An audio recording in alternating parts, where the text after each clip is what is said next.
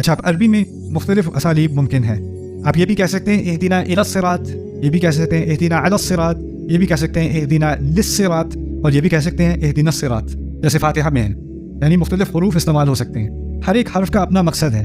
میں آپ کو اس کا تھوڑا سا مختصر طریقے سے ان کا فرق سمجھا دیتا ہوں. اہدنا الی الصراط ہے، اگر میں کہوں مجھے نہیں پتا کہ جو ہسپتال ہے وہ کدھر ہے، تو آپ کہیں یہاں سے سیدھا جائیں، پھر رائٹ ٹرن لیں، پھر لیفٹ ٹرن لیں، پھر 5 کلومیٹر جائیں، ہسپتال آ جائے گا. یہ ہے الا، اس کی طرف ہدایت دینا.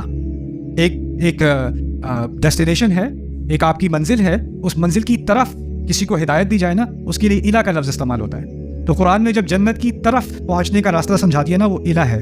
یہدیہم الی طریق المستقیم، یہ الا بھی استعمال ہوا ہے قرآن میں، ٹھیک ہے نا. تو الا سے مراد ہوگی معلومات.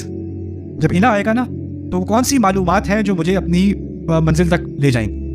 دوسرا لفظ ہے علی الصراط، اہدنا علی الصراط. علی الصراط مراد ہے میں رستے میں ہوں اور رستے میں کچھ رکاوٹیں آ رہی ہیں، اور رستے میں چلتے ہوئے جو رکاوٹیں ہیں ان سے میں کیسے گزروں پھنسے بغیر یا گمراہ ہوئے بغیر.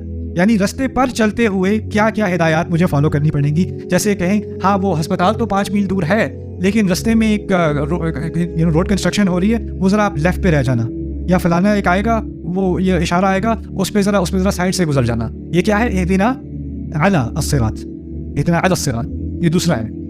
تیسرا کیا ہے؟ اہدنا للصراط، اہدنا للصراط.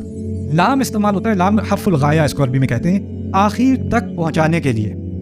یعنی میں کسی سے کہوں کہ سر آپ نے ہسپتال کی ڈائریکشنز تو بہت اچھی دے دی، مہربانی کر کے آپ میرے ساتھ اگر گاڑی میں بیٹھ جائیں نا اور مجھے وہاں تک پہنچا دیں، آپ مجھے وہاں تک پہنچا دیں، یا آپ میرے ساتھ فون پر رہیں جب تک میں پہنچ نہیں جاتا. تو کیا کیا؟ جو انسان آپ کے ساتھ سارا رستہ رہے جب تک آپ منزل تک پہنچ نہ جائیں، اس نے کیا کیا؟ اہدنا للصراط، ہمیں آخری منزل تک پہنچنے تک ہمارے ساتھ ہمیں گائیڈ کرتے رہیں، ہمارے ساتھ ہی رہیں. ہم قرآن میں کہتے ہیں الحمدللہ الذی ہدانا لہذا وما کنا لنہتدی لولا ان ہدانا اللہ. جنت کے بارے میں کہا جاتا ہے جنت پہ پہنچنے کے بعد اہل ایمان کہیں گے اللہ میں ان سب میں سے بنائے.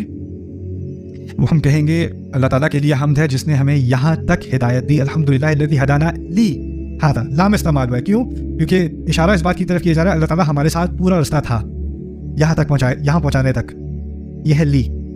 اچھا، فاتحہ میں نہ اہدنا الی الصراط المستقیم ہے، نہ اہدنا علی الصراط المستقیم ہے، نہ اہدنا للصراط المستقیم ہے، بلکہ کوئی حرف ہے ہی نہیں. سیدھا سیدھا ہے کیا؟ اہدنا الصراط المستقیم، بغیر حرف کے. تو کیا معنی ہوئے؟